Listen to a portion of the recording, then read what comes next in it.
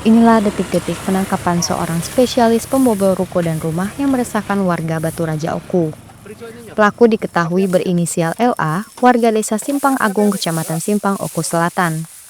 Ia ditangkap tim Serigala Emas Opsnal Polsek Baturaja Timur saat usai melakukan aksi kesekian kalinya di Baturaja Oku. Pelaku ditangkap tanpa ada perlawanan bersama barang bukti berupa 5 handphone dan 1 sepeda motor.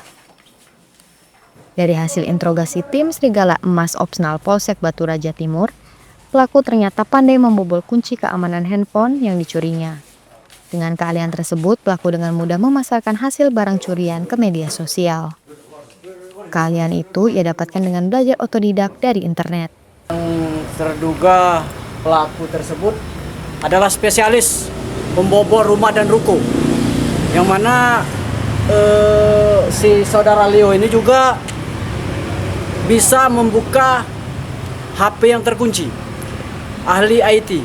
Jadi untuk itu sama-sama kita ingatkan kepada masyarakat selalu waspada, dan juga mari kita jaga keamanan, ketertiban terutama di wilayah Kabupaten Ogan Komering Ulu. Power off, tekan lamun sama power volume naik, Pak. Itu semua HP bisa itu? Itu seluruh HP bisa? Itu seluruh HP Android, Pak.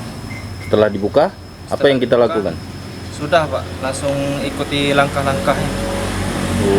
Baru kita ganti kartu, Iya. baru kita jual kayak itu? Iya, Pak. Berapa kita jual?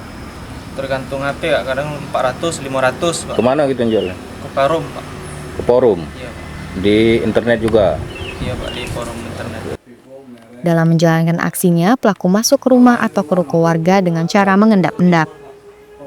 Saat ini, pelaku telah diamankan di Polsek Baturaja Timur untuk mempertanggungjawabkan perbuatannya. Dari Ogan Komering Ulu, Widori Agustino, iNews melaporkan.